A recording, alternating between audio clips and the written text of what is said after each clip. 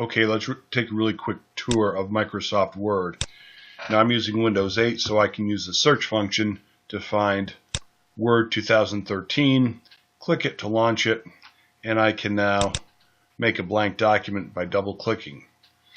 Now, when I get my document open, you see here is an imaginary piece of paper that has my document on it. I have tabs across the top where I can click and get all sorts of different options. I also have toolbars where I can change what my text looks like and so forth. Now I have copied some text, so I'm just going to do a Control V in order to paste it, and you can see now I have this text which is going to simulate a really large document with one chapter, two chapters, each chapter having multiple sections. Now if I wanted to highlight this text, then I can change the font, or I can change the size, or I can make it bold and whatnot. But I'm going to use instead the styles that are part of Microsoft Word. And you can see I have chapter 1 highlighted. Now I'm going to want chapter 2 to have the same characteristics, so I'm going to hold down Control and drag over chapter 2 as well. By holding down Control, I can select multiple selections of text, and I'm going to now click heading 1, and you see those are automatically updated with that size. Now I'm going to do the same thing with section 2 and 3 from chapter 1, and the same thing down here in chapter 2, and I'm going to click on heading 2, and you see those are all highlighted now, and they've all been formatted using the styles.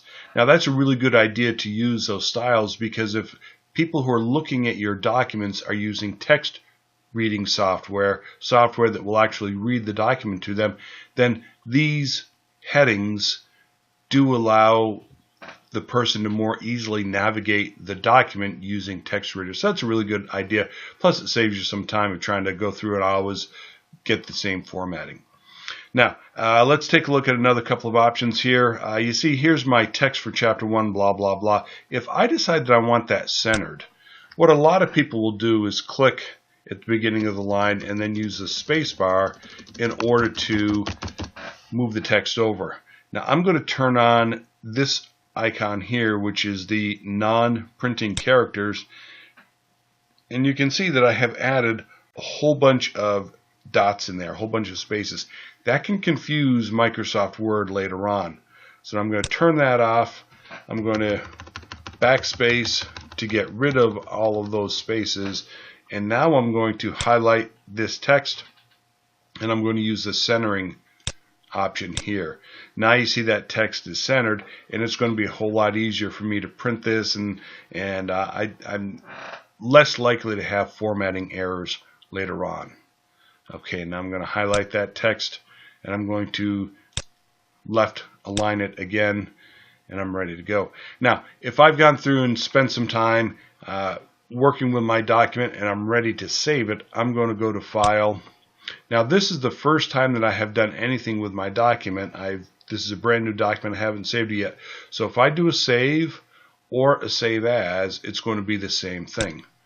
When I click Save, it tells me, okay, you have to now choose a spot where you're going to save this. I'm going to just browse, and I'm going to find my desktop, and on my desktop I'm going to make a new folder. It's going to ask me to name that folder. I'm going to call it Stuff. It's a better idea to give it a really good name so you can find your work later. Double click on it to open it, and I'm going to name my file draft number 1, and I'm going to go ahead and save that. And now I kick back into my document, and you see at the top it says now draft number 1, and I have my document as it was. Now if I'm working along and I have some more text that I've added to this, I've been working and writing and writing and writing, and I'm ready now to save this, I can go up to File and I can do a save. Now that's going to take this new text and put it right in draft number 1. But if I kind of like draft number 1 and I continue to work on this, I'm going to copy some text and I'm going to paste it down here. Now, if I want this to be draft number 2 and I want draft number 1 to stay where it is, I'm going to go to File and I'm going to do a Save As. Now you see this allows me to change the location of my file. I'm going to put it right back in Stuff, which is on the desktop. You see draft number 1 is there. I'm going to name this draft number 2. When I save that, you'll see that now my document with blah blah blah blah blah blah here in chapter 1 and also section 1 is saved as draft number 2. What's interesting now is if I go and I open draft number 1, you'll see that the blah blah blah from section 1 is missing.